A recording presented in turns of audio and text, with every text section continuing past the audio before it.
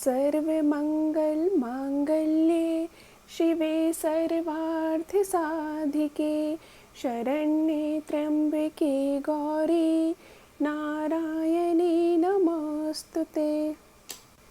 सर्वमङ्गलमाङ्गल्ये शिवे सर्वार्थसाधिके शरण्ये त्र्यम्बके गौरी नारायणी नमोऽस्तुते। सर्वमङ्गलमाङ्गल्ये शिवे सर्वार्थसाधिके शरण्ये त्र्यम्बके गौरी नारायणी नमोऽस्तुते। सर्वमङ्गलमाङ्गल्ये शिवे सर्वार्थसाधिके शरण्ये त्र्यम्बके गौरी नारायणी नमोऽस्तुते। हेलो फ्रेंड्स, आप सभी को आने वाली नवरात्रि की बहुत बहुत शुभकामनाएं। आज के वीडियो के 3 पार्ट हैं। तो पहले पार्ट में मैं आपको बताऊंगी कि नवरात्रि की पूजा विधि कैसी होती है, किस तरीके से करनी चाहिए।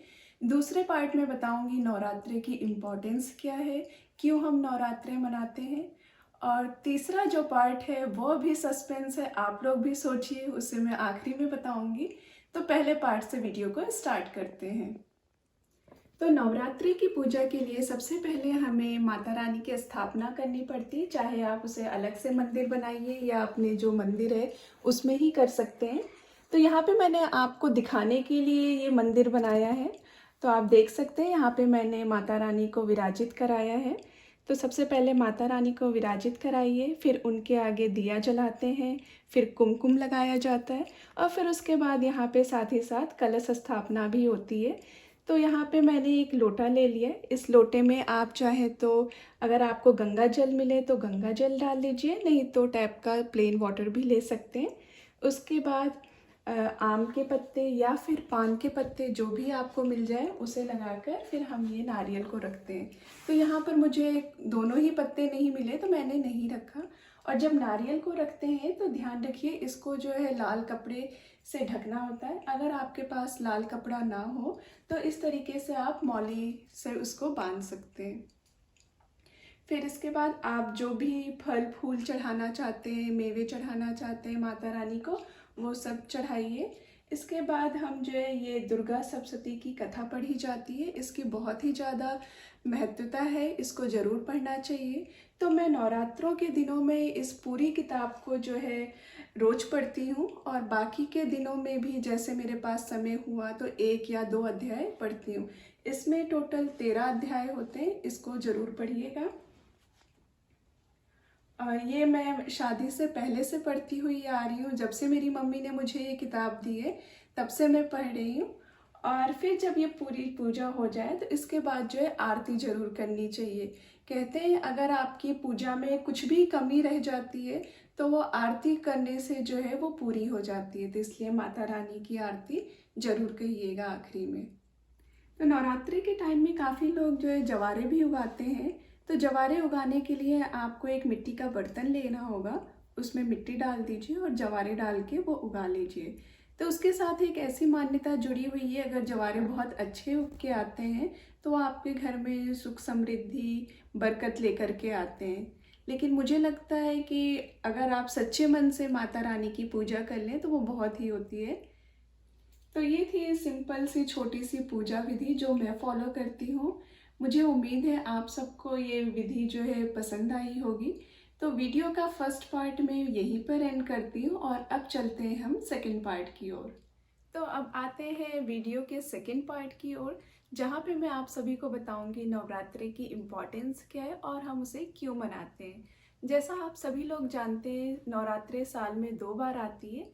एक होती है चैत मास की नवरात्र जो कि पड़ती है मार्च और अप्रैल टाइम फ्रेम में, और दूसरी होती है जो अभी कुछ ही दिनों में आने वाली है शारदीय नवरात्र। तो नवरात्रि को आप जो है 2 बिलीफ से मना सकते हैं। एक उसके साथ ट्रेडिशनल बिलीफ जुड़ा हुआ है और दूसरा साइंटिफिक बिलीफ। अगर हम ट्रेडिशनल बिलीफ की बात करें तो उसके साथ बहुत सारी कथाएं कहानियाँ जुड़ी हुई हैं। जैसे माँ दुर्गा ने महिषासुर का सर्वनाश किया और श्री राम जी ने रावण का वध करने के लिए बहुत सारी पूजाएं की, और भी बहुत सारी कहानी जुड़ी हैं इसके साथ। और शारदीय नवरात्र को बहुत ही धूमधाम से मनाया जाता है।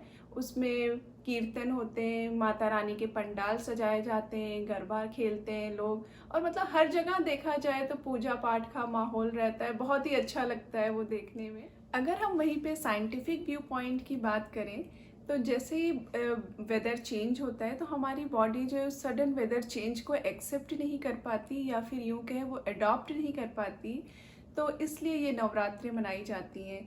आप सभी जानते हैं कि हमारी बॉडी में 3 दोष होते हैं, एक होता है कफ, पित्त और वात। तो वेदर चेंज में ये तीनों ही जो है इम्बैलेंस हो जाती हैं, तो इसलिए इन तीनों को बैलेंस करने के लिए ये नवरात्र होते हैं। नवरात्रों में क्या होता है कि हमें फास्ट रखना है।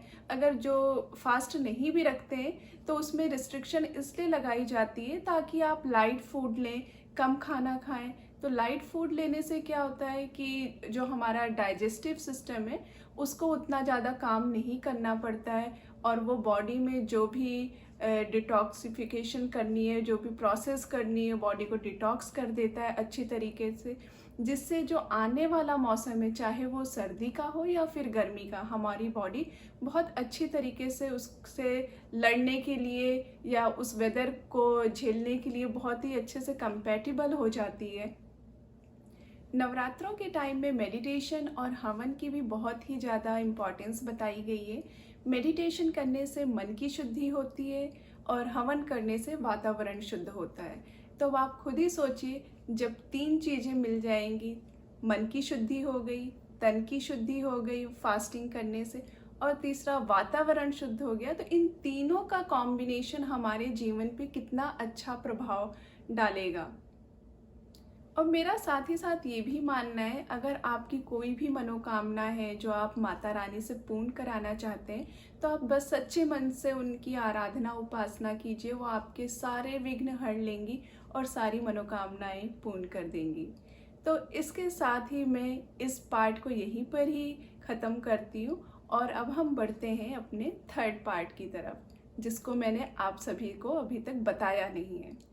तो आइए इस वीडियो के आखिरी चरण में आते हैं हम। तो यहाँ पर जैसे बहुत सारे लोग होते हैं जो निर्जला करते हैं इस नवरात्रों में, कुछ लोग फलाहार करते हैं, फलों को खाते हैं, लेकिन बहुत सारे लोग ऐसे भी होते हैं जो कि मतलब एक टाइम भोजन करते हैं। तो अब जब भोजन करते हैं तब ये नहीं समझ में आता है कि हम 9 दिनों तक आखिर खाएं तो क्या खाएं। अब इंसान एक दिन फल खा लिया, 2 दिन फल खा लिया, अब रोज़ रोज़ तो फल खाना पॉसिबल नहीं है।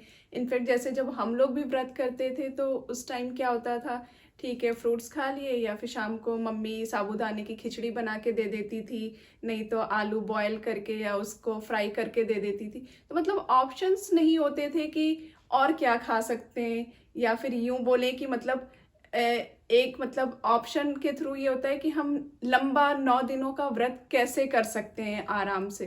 तो जब हमारे पास ऑप्शन नहीं होते, इसी वजह से क्या होता है कि काफ़ी लोग व्रत नहीं करते कि हम खाएंगे क्या 9 दिनों में। तो उन सब चीज़ों को सोच करके फिर मैंने एक नवरात्रि व्रत थाली की सीरीज शुरू की है, जिसको मैं आप लोगों के साथ बहुत जल्दी शेयर करने वाली हूँ। तो जब मैंने इस सीरीज़ के बारे में सोचा तो बहुत सारे मतलब चैलेंजेस आए मेरे सामने कि हाँ चलो, एक दिन की व्रत की थाली तो बनाई जा सकती है, लेकिन 9 दिनों की थाली कैसे बनाऊंगी। तो लेकिन फिर ये एक चैलेंज के रूप में लेकर के फिर मैंने इसे एक्सेप्ट किया और बनाना शुरू किया। तो यहाँ पर मैं आप सभी के साथ अपना एक पर्सनल एक्सपीरियंस भी शेयर करना चाहूँगी। तो जब मैं ये थालियाँ बनाना शुरू की थी, तो जब मैंने पहली थाली बनाई तो उसमें मैंने बनाया था पूड़ी, सब्जी और एक मीठा बनाया था। तो वो थाली उस दिन तो मुझे देखने में बहुत ही अच्छी लग रही थी कि मतलब हाँ, पहली थाली मैंने बना ली, ठीक है। फिर उसके बाद जब मैंने नेक्स्ट थाली बनाई तो उसमें धीरे धीरे आइडियाज़ डेवलप होते गए कि और क्या क्या चीज़ें बनाई जा सकती हैं व्रत के लिए, क्योंकि एक ये भी प्रेशर था कि हाँ, मुझे आप सभी के लिए अच्छी अच्छी चीज़ें, नई चीज़ें लेकर के आनी है आप सभी के लिए। तो जब मैंने उस थाली को बनाया तो वो थाली बहुत ही अच्छी बनी, मतलब सच में मुझे बहुत अच्छी लग रही थी वो थाली देख करके। पूरी एक जिसे कंप्लीट थाली बोलते हैं वो वैसी बनी हुई थी, तो वो भी बन गई। फिर उसके बाद ऐसे धीरे धीरे करते जब मैंने 3 से 4 थालियाँ बना ली, तो उसके बाद जब मैंने अपनी पहली वाली थाली को देखा तो वो थाली मतलब उन सब के साथ मैच ही नहीं कर रही थी। लग ही नहीं रहा था कि वो थाली उन थालियों का हिस्सा बन सकती है। तो मुझे उस थाली को जो है दोबारा बनाना पड़ गया था। तो आप जब मेरी वीडियोस देखेंगे तो उसमें आप ज़रूर मुझे बताइएगा कि वो कौन सी थाली है जिसको मैंने दोबारा से बनाई है। तो इन थालियों को जब मैं बना रही थी तो मैंने बहुत ही इंजॉय किया। फिर जब मतलब एक बार आइडियाज़ डेवलप होने लगते तो वो होते रहते मतलब अभी भी ऐसा है कि मतलब अगर मुझे कोई कहे दीपिका तुम फिर से एक व्रत की सीरीज़ बनाओ थालियों की, तो मैं दोबारा से बना सकती हूँ। मतलब इतने सारे अभी भी मेरे पास रेसिपीज़ हैं जो मैं उन थालियों में अभी तक उतार नहीं पाई हूँ। वो थाली तो बन करके कंप्लीट हो चुकी हैं, लेकिन हाँ, उन रेसिपीज़ को मैं आगे आने वाले वीडियोस में आप लोगों के साथ ज़रूर शेयर करूँगी। तो आप लोग ये सीरीज़ को ज़रूर देखिएगा और मेरे चैनल पर बने रहिएगा और मुझे बताइएगा कि आपको कौन सी थाली सबसे अच्छी लगी या फिर कौन सी ऐसी डिश है जो आपको बहुत पसंद आई, तो ज़रूर कमेंट करके बताइएगा। अगर आप लोगों की खुद की कोई ऐसी रेसिपी है जो मैं इन नवरात्र व्रत थालियों में कवर नहीं कर पाई हूँ, तो आप लोग प्लीज़ मुझे कमेंट के थ्रू ज़रूर शेयर कीजिएगा जिससे मैं भी उस रेसिपी को बना सकूँ। तो इस वीडियो को मैं यहीं पर एंड करती हूँ और उम्मीद करती हूँ आप मेरे नवरात्र व्रत की थाली की सीरीज़ को ज़रूर देखेंगे और पसंद भी करेंगे। बताइएगा कि कैसी लगी आपको वो सीरीज़, और साथ ही साथ आज का वीडियो आपको कैसा लगा ये भी बताइएगा। तो तब तक के लिए मैं आप सभी से अलविदा करती हूँ और जय माता दी।